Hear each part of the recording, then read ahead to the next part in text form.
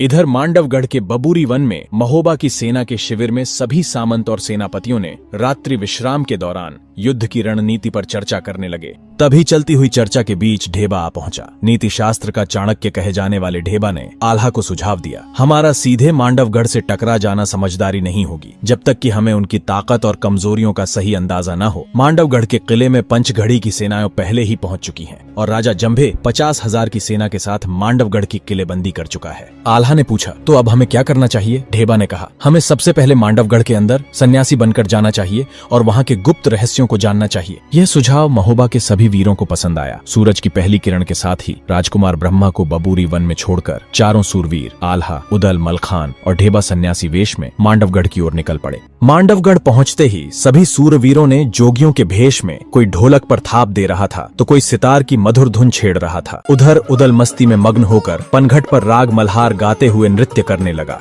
उदल ने संगीत और नृत्य का ऐसा अद्भुत समां बांधा कि पनघट पर लोगों का हुजूम उमड़ पड़ा। तभी राजा जंभे की पत्नी रानी कुशला की एक खास दासी रूपा बांदी यह सब देखने के लिए पनघट पर आ पहुंची। रूपा बांदी ने इतने अद्भुत और जोश से भरे जोगी कभी नहीं देखे थे। रूपा बांदी यह सब देखकर जब महल को लौटी तो रानी कुशला ने पूछा, इतनी देर कहाँ लगा दी? पनघट पर इतनी देर नहीं लगती। रूपा बांदी ने जोगियों की सुंदरता का वर्णन करते हुए कहा, अरे रानी, कैसी बात कर रही हो? मैंने पनघट पर अद्भुत जोगी देखे। वे तो किसी राज्य के राजकुमार लगते हैं। उन्हें देखकर ऐसा लगता है मानो साक्षात देवता ही धरती पर उतर आए हों। अगर आपकी आज्ञा हो तो मैं उन्हें यहाँ लेकर आऊं। रानी कुशला ने आज्ञा देते हुए कहा, जाओ जाओ, उन जोगियों को यहाँ लेकर आओ, हम भी उन्हें देखना चाहते हैं। रूपा बांदी ने तुरंत पनघट की ओर रुख किया और जोगियों से निवेदन किया, हे तेजस्वी जोगियों, मेरी रानी कुशला देवी ने आपको महल में आमंत्रित किया है। वह आपके दर्शन करना चाहती हैं। कृपया मेरे साथ चलें। महोबा के सभी वीर जो जोगियों के भेष में थे दासी के पीछे पीछे महल की ओर चल पड़े। महल के मुख्य द्वार पर पहुंचते ही दासी ने जोगियों से कहा, आप यहीं प्रतीक्षा करें,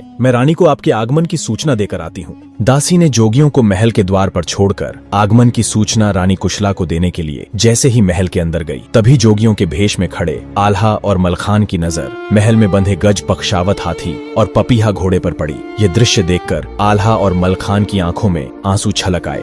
उदल ने जब दोनों भाइयों को रोते हुए देखा तो बोला, भैया, मुझे एक बात समझ नहीं आती। भैया, आपकी आंखों में आंसू कैसे आ गए? मुझे तो इसका कोई कारण नजर नहीं आता। भैया, कृपा करके मुझे बताओ। तभी आल्हा ने अपने बीते हुए पलों को याद करते हुए कहा, उदल, मैं तुझे क्या बताऊं? जब तू माँ के गर्भ में था तब हम इस गजपत हाथी पर सवारी किया करते थे। इसी पपीहा घोड़े पर बैठकर हमने घुड़सवारी सीखी थी। बस अपने पिता की याद आ गई।